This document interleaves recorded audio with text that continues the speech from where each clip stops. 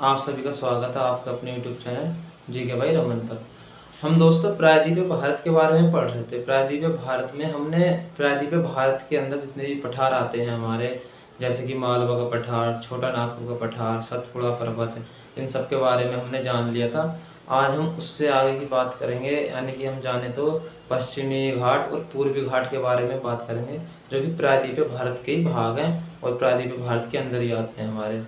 तो हम आज पश्चिमी घाट और पूर्वी घाट के बारे में बात करेंगे, जिन्हें कोरोमंडल और कोंकण दो अलग नामों से भी जाना जाता है। तो हम शुरुआत करते हैं अपने पश्चिमी घाट से और पूर्वी घाट से। पश्चिमी घाट और पूर्वी घाट से हम शुरुआत करते हैं। पहले हम इसको शुरुआत करने से पहले भारत हम जान लेते हैं कि जो हमारा प्रायद्वीपीय भारत है, प्रायद्वीपीय भारत हमारा दक्षिणी भारत का जो भाग है हमारा प्रायद्वीपीय भाग कहलाता है भारत का। इसमें पठार आते हैं, प्रायद्वीपीय पठारी बोल देते हैं, ठीक है। तो इसका जो ये दक्षिणी भाग है भारत का, दक्षिणी भाग पे जो ये तो पश्चिम का क्षेत्र है। तो जो पश्चिम का क्षेत्र है, इस पश्चिम के क्षेत्र को ही हम पश्चिमी घाट बोल देते हैं।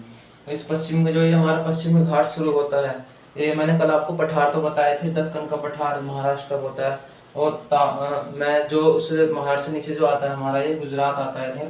तो गुजरात में ताप्ती नदी है, तो जो हमारा पश्चिम का क्षेत्र है ये ताप्ती नदी से शुरू होता है। गुजरात में ताप्ती से शुरू होकर एक कन्याकुमारी तक जाता है हमारा, कन्याकुमारी नदी तक, कन्याकुमारी तक जाता है, जो कि केरल के अंदर है लास्ट पॉइंट। तो इसकी हम कुल लंबाई की बात करें तो इसकी कुल लंबाई 1600 किलोमीटर लंबाई हो जाती है इसकी, ताप्ती से लेकर कन्याकुमारी के मुहाने तक। ये पश्चिमी घाट होगा।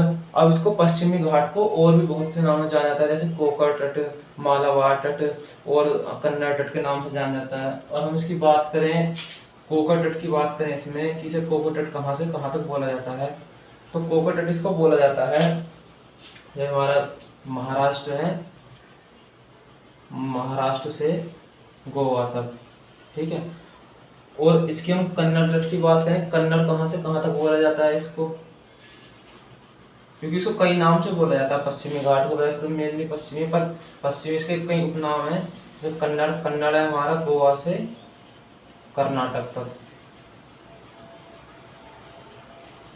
ये कन्नड़ होगा। कन्नड़ के बाद आता है मालाबार तट,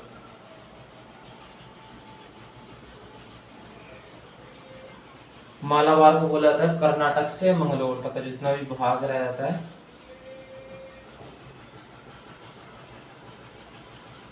कर्नाटक से मंगलोर तक जितना ही भाग है, यानी कि इसको 3-4 भागों में डिवाइड कर दिया पश्चिमी तट को ही, और ये नए नए उपनाम दे दिए हैं। इसके अंदर जितनी भी चोटियां या पर्वत श्रेणियां आती हैं वो सारी प्रायद्वीपीय भारत के अंदर भी गिनी जाती हैं और पश्चिमी भाग के अंदर भी। तो जो इनकी मैंने आपको औसत ऊंचाई बताई थी, मैंने बता दिया था उसमें दक्षिण जो प्रायद्वीपीय भारत का हमने पाठ पढ़ा था इससे पहले, उसमें मैंने आपको बता दिया था उसमें चोटियों के बारे में, उनकी औसत ऊंचाई के बारे में। पर फिर भी एक बार जान लेते हैं, जो इसकी चोटी है उनकी औसत ऊंचाई 1200 मीटर है। अगर किसी ने भी पीछे की पिछली वीडियो में देखी हो प्रायद्वीपीय भारत की, तो उसे देखने की, उसके बाद जो आप इसको देखेंगे तो थोड़ा अच्छा सही से समझ में आएगा, ठीक है।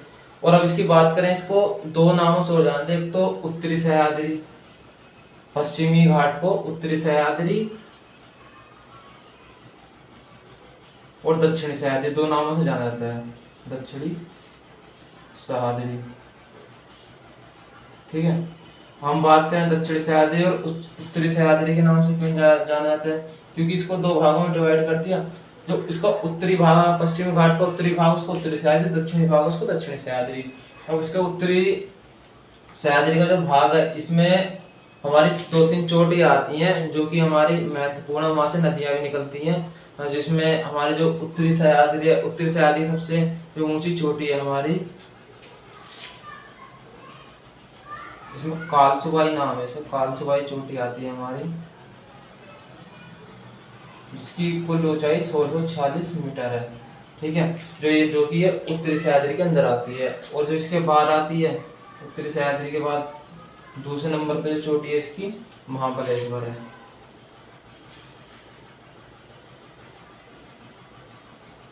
ये थोड़ा इसलिए भी इम्पोर्टेंट है क्योंकि जो महाबलेश्वर है, महाबलेश्वर से ही हमारी कृष्णा नदी निकलती है,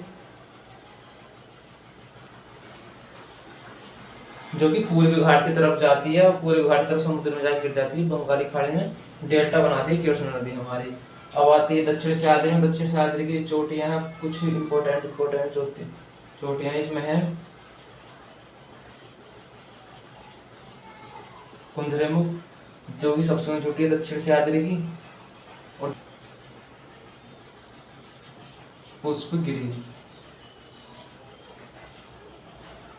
पुष्पगिरी से हमारी जो कावेरी नदी है उसका उद्गम स्थान पुष्पगिरी चोटी है, जो कि दक्षिणी सह्याद्री के अंदर है। इम्पोर्टेंट है ये भी।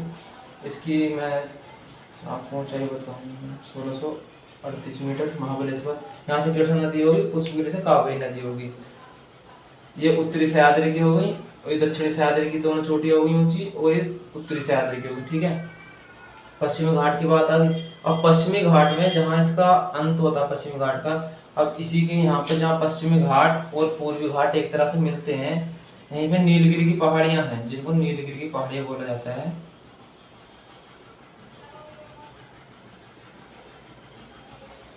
एक तरह से नीलगिरी की पहाड़ियां पश्चिमी घाट और पूर्वी घाट को जोड़ने का काम करती है। तो नीलगिरी घाट की जो सबसे ऊंची चोटी है उसका नाम डोडा बेटा है।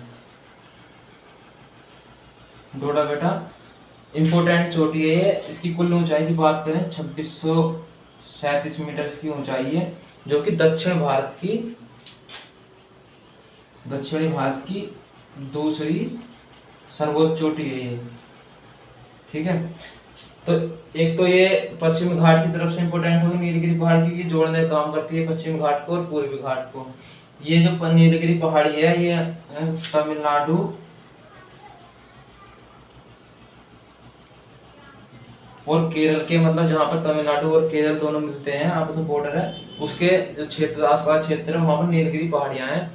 ये एक तरह से इन दोनों को पूर्वी घाट को और पश्चिम घाट को जोड़ने का काम करती है, और दोनों के तमिलनाडु और केरल के बीच में आधा भाग तमिलनाडु और कुछ भाग केरल का नीलगिरी पहाड़ियों के अंदर आता है।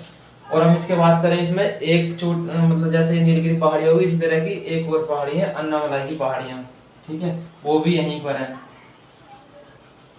अन्नामलाई की पहाड़ियाँ।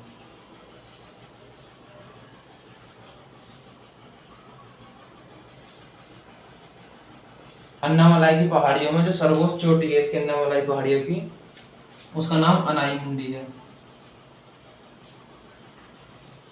ठीक है, और अनाई मुंडी की जो ऊंचाई है वो डोडा बेटा से थोड़ी ज्यादा है, 2695 मीटर है। इसी के साथ 2695 मीटर ऊंचाई होने के साथ ही ये दक्षिण भारत की सर्वोच्च चोटी हो जाती है। इसको हम दक्षिण भारत की सर्वोच्च चोटी बोलते हैं। ठीक है दोस्तों, इसको याद करने का तरीका एक तरीके से है कि जो हमारा दक्षिणी भाग है भारत का, दक्षिणी मतलब साउथ का जो एरिया है, वहाँ पर बड़े भाई को अन्ना के नाम से जानते हैं। तो यानी कि जो दक्षिणी भारत की सर्वोच्च चोटी होगी अन्ना के नाम से अन्नामलाई, यानी कि अन्नामलाई दक्षिणी भारत की सर्वोच्च है। और दूसरे नंबर पर डोडा बेटा जो कि नीलगिरी पहाड़ी के अंदर है।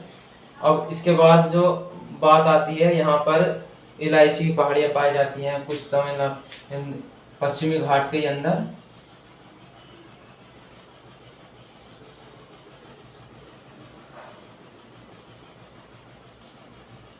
इलायची की पहाड़ियाँ भी यहीं पे पाई जाती है। पूछ लेते हैं कि इलायची की पहाड़ियाँ तमिलनाडु और केरल के भाग में पाई जाती हैं। अब इसके बाद हम बात करेंगे अपने पूर्वी घाट की। ये तो होगा पश्चिमी घाट, इतना एरिया।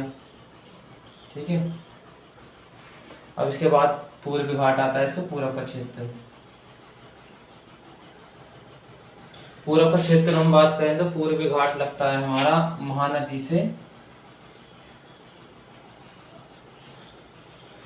से लेकर, और जो हमारे नीलगिरी पर्वत है, नीलगिरी अन्नामलाई की पहाड़ियां हैं, यहाँ तक ये लगता है, जिसमें इसकी कुल लंबाई की बात करें तो 1300 किलोमीटर की कुल लंबाई है यहाँ पर। ये जो पूर्वी घाट का जो पर्वत है, ये जब उत्तर से हम दक्षिण की तरफ आते हैं तो उत्तर की तरफ तो इसकी चौड़ाई ज्यादा है, पर लेकिन जैसे ही हम दक्षिण की तरफ आते हैं, नीचे की तरफ आते हैं, तो इसकी चौड़ाई घटती जाती है। यहाँ पर तो इसकी चौड़ाई 195 मीटर है, उड़ीसा और उड़ीसा के नीचे आंध्र प्रदेश तक, और उसके जब हम नीचे आ जाते हैं तमिलनाडु की तरफ आते हैं तो यहाँ इसकी बस 75 किलोमीटर चौड़ाई बचती है आके। ठीक है। तो इसमें भी चोटियाँ पाई जाती हैं वैसे बहुत सी, और यहाँ पर जितनी भी हमारी नदियाँ हैं जैसे कृष्णा नदी यहाँ पर डेल्टा बनाती है अपना, और पूर्वी घाट के अंदर ही बनता है, और कृष्णा नदी डेल्टा बनाती है। और गोदावरी नदी हो गई, जो पूर्व की तरफ जो जाती है नदियाँ डेल्टा बनाती हैं, वो पूर्वी घाट का ये एरिया लगता है हमारे, इसके जितने भी डेल्टा, कृष्णा नदी, गोदावरी, महानदी सारी यहीं से बह के जाती हैं। और इसमें हम बात करें इसकी चोटियों की बात करें तो इसकी सबसे सर्वोच्च चोटी है हमारी विशाखापट्टनम। विशाखापट्टनम एक तरह शिखर है विशाखा,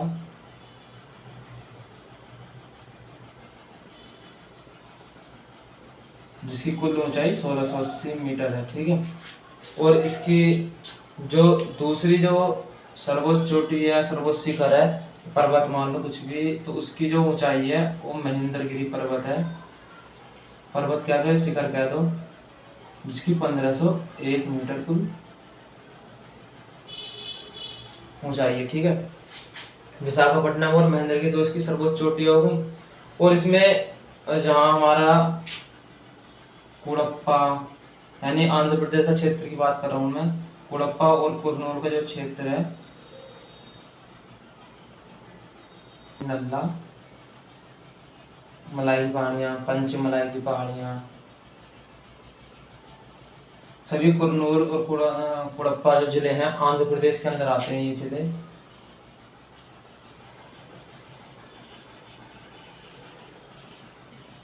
आंध्र प्रदेश के अंदर ये दो जिले आते हैं। इनकी जो मतलब जिले हैं इनके अंदर ये पहाड़ियाँ, नल्ला मलाई और पंचमलाई की पहाड़ियाँ।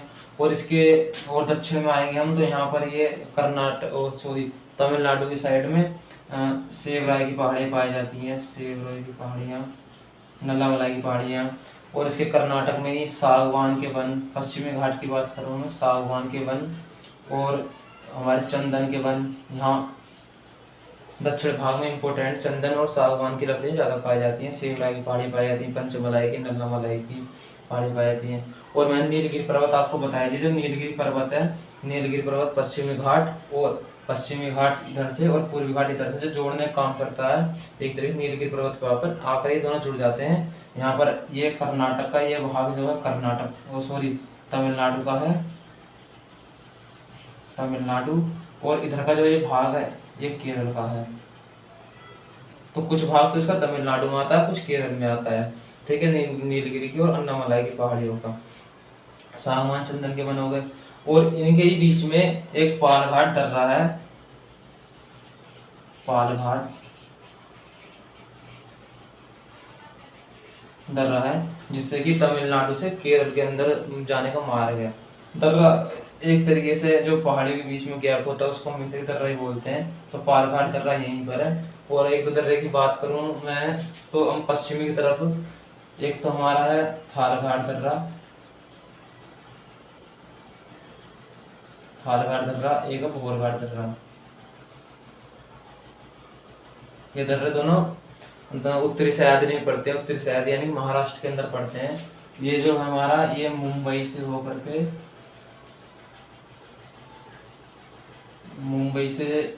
से आता है, ये मुंबई, नागपुर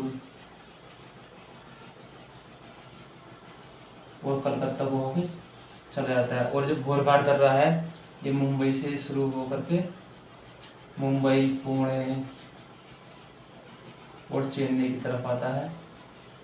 इम्पोर्टेंट है, उत्तरी सह्याद्री के अंदर महाराष्ट्र के अंदर दर्रे हैं। पालघाट दर्रा बता दिया, केरल और कर्नाटक को जोड़ता है। और जो हमारा पूर्वी घाट है, पूर्वी घाट को हम कोरोमंडल तट भी बोलते हैं।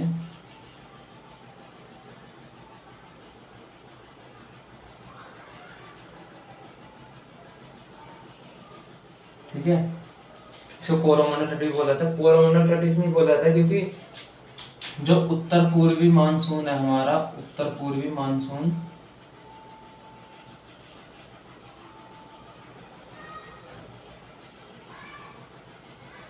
यानी कि उत्तर पूर्वी मानसून जो लौटता हुआ मानसून होता है हमारा, उत्तर पूर्वी तरफ से आता है।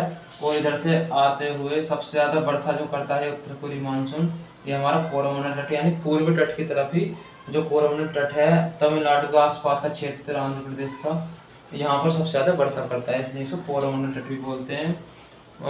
कोरोमंडल तट हो गया हमारा पूर्वी भारत पूर्वी घाट, और हमारे पश्चिमी घाट की कोकण, कन्नड़, मारवाड़ तट हो गई है।